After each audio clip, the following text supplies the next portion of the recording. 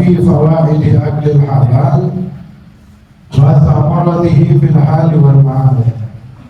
Manfaat mengkonsumsi makanan yang halal atau nafkah yang halal, atau membiasakan diri untuk makan makanan yang halal, baik halal secara dzatiyah, zatnya, wujudnya, maupun halal secara mencarinya.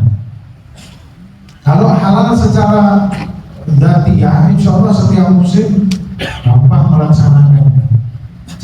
Jelas itu bukan babi, bukan maitah atau bangkai, bukan darah, atau semua yang diharamkan oleh syariat. Kita insya Allah gampang untuk mengkonsumsi itu. Menghindari yang haram pun secara dzatiyah lebih mudah. Cuma yang jadi masalah menghindari yang haram atau makan yang halal secara mencarinya, proses mencarinya, itu yang suka kita kejeblok.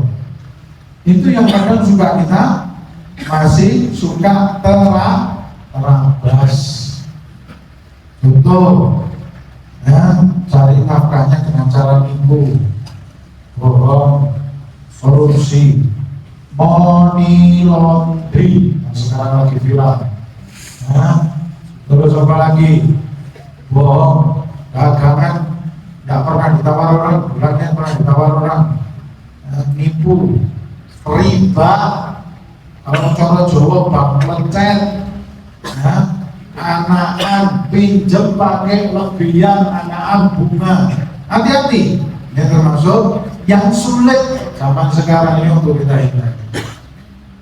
Maka manfaat daripada mengkonsumsi makanan halal yang akan diperoleh seseorang baik dalam waktu dekat maupun yang akan datang. Yang pertama, Habib Zain, di sini kita membawakan kitab daripada Habib Zain bin Ibrahim bin Smith, seorang ulama di Madinah Al-Munawwarah. Luar biasa, masih hidup beliau, umur 80 tahunan lebih, sekarang mau 90. Itu ketika saya tadi kan disebutkan pernah ikut daurah beliau di Cibubur. Saya bertemu langsung dengan cucu beliau, Habib Zain bin Smith. Itu cucunya beliau mengatakan Habib Zain ini sudah alim, ahli fikih, bahkan julukannya Imam Syafi'i kecil. Saking alimnya, rujukannya ilmu fikih orang-orang ulama zaman sekarang. Itu beliau setiap harinya masih mutolaah. Mutolaah itu belajar, mengulangi pelajaran kitabnya setiap hari tidak kurang dari 22 kitab. Setiap hari. Sudah alim. Kalau kita apa itu? Kitab Taurat ditonton digerek Arabul. Ya, mereka yang dimuliakan oleh Allah, beliau mengumpulkan daripada ilmu-ilmu dan kalamnya ini sampai 500 halaman. Ini kalau saya ceramah saya tidak kemana-mana, kampung-kampung 500 halaman. Beliau mengatakan itu tadi baru 22 kitab itu baru belajarnya, belum ibadahnya, belum sholat sunnahnya, belum ngajarnya, belum zikirnya. Zikirnya itu tidak 1.000, 2.000, 100.000, 80.000, subhanallah. Saya melihat sendiri, beliau itu mulutnya tidak pernah berhenti dari zikir. Terus, jadi waktunya itu seluruhnya buat taat kepada Allah Subhanahu wa Ta'ala, dan bukan katanya, saya melihat sendiri. Tidak pernah kok ada waktu yang sia-sia, itu tidak ada. Sempat nonton Ikatan Cinta, sinetron, ada. Kalau kita banyak ya, tidak absen kalau beliau. Kepada Nabi Muhammad. Nah, beliau mengatakan di dalam kitabnya ada dua yang dimuliakan Allah.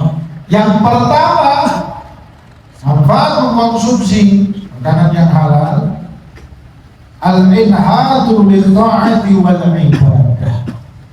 Orang kalau mengkonsumsi makanan yang halal, membiasakan dia cari makanan yang halal, itu akan membangkitkan dirinya untuk taat dan ibadah kepada Allah Subhanahu wa Ta'ala.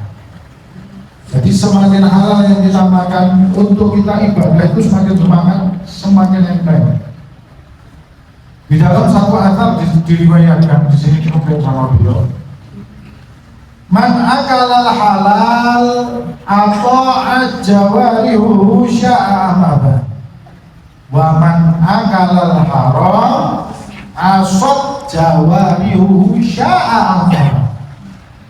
Siapa orang itu yang makan makanan halal, mau nggak mau, tubuhnya bakal ngajak taat kepada Allah Subhanahu wa Ta'ala. Mau nggak mau, karena yang dibuat bahan bakar itu bagus. Ya, makanan halal yang baik itu bahan bakar yang bagus. Manusia ini mirip sama mesin. Baik, jadi harus punya bahan bakar.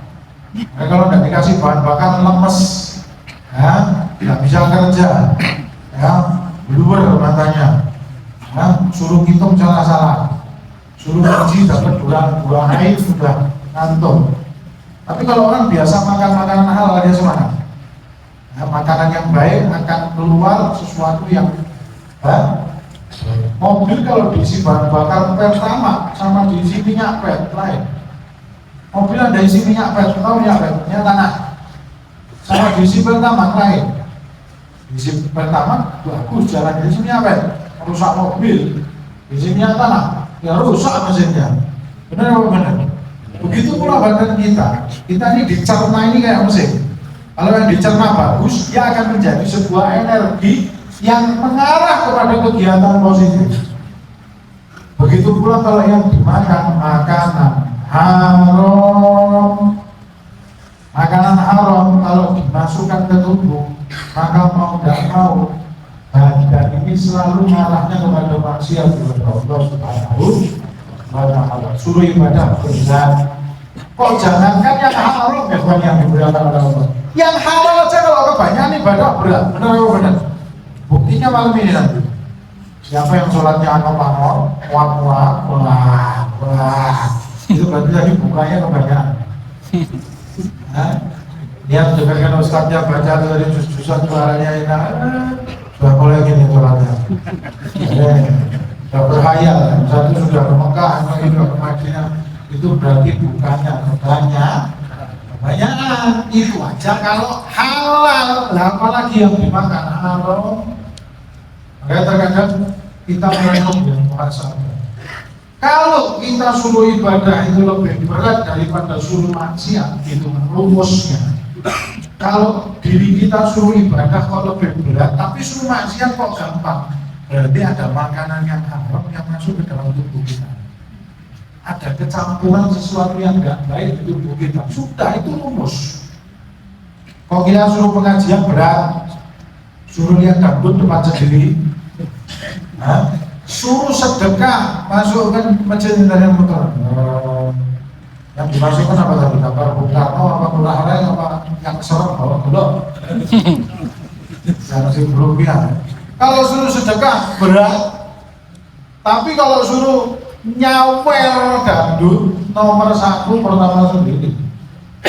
Kalau suruh ngaji matanya blawur, tapi suruh lihat perempuan joget-joget di TikTok sampai subuh kuat. Guyu banyak tersangka kayaknya.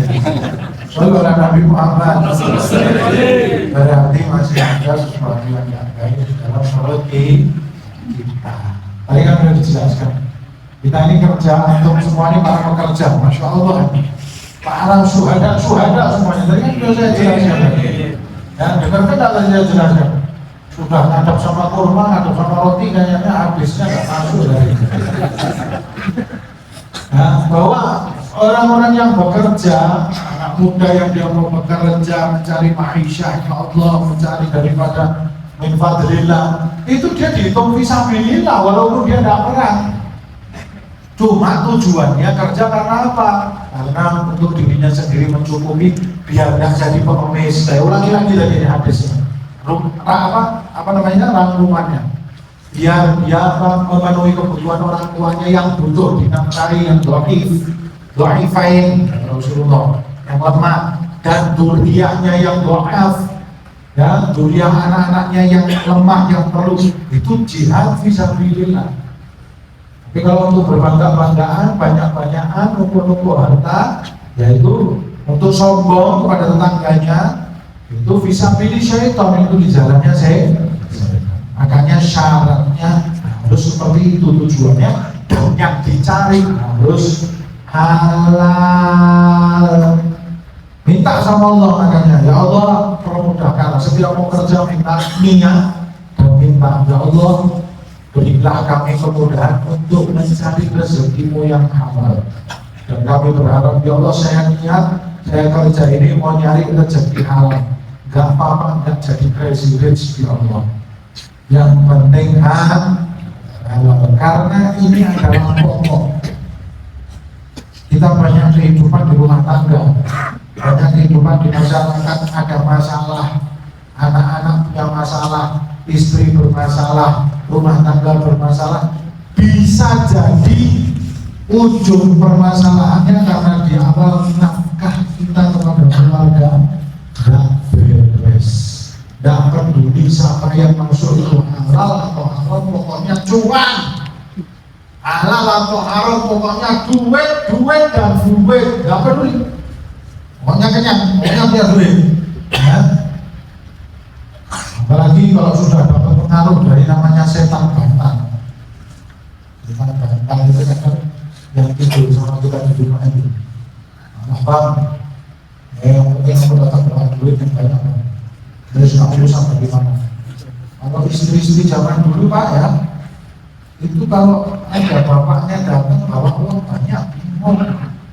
Pak, kok bawa uang banyak ini dari mana Pak? Kalau tidak halal betul, jangan kamu masuk rumah, dan uang itu jangan sampai masuk rumah.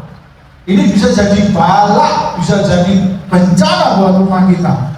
Istri zaman dulu, kalau istri zaman now nggak bawa uang kan, mau tidur di pos kan. Wah iya, tuh bilang mudah-mudahan istri-istri kita jadi solihah semuanya. Istri-istri yang nurut, istri-istri yang mendukung kita untuk mencari nafkah yang halal. Maka atau aja wahlihu. Orang kalau sudah makan yang halal, kalau tidak mau badannya tak enteng gitu ya. Makanya kalau kita kosong perut kayak puasa ini sudah diniatin puasa kosong perut, ibadah enteng.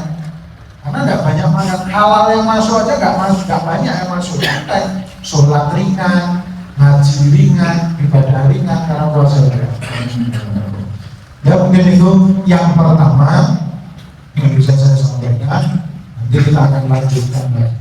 Insyaallah besok pada subuh rame-rame kita sholat di sini lagi dan kita lanjutkan lagi yang lebih seru lagi bagaimana manfaatnya mengkonsumsi nafkah atau barang yang halal baik untuk kita ataupun keluarga biar selamat, biar doa kita ijabah, biar ibadah kita diterima oleh Allah Subhanahu wa Ta'ala. Amin ya rabbal alamin.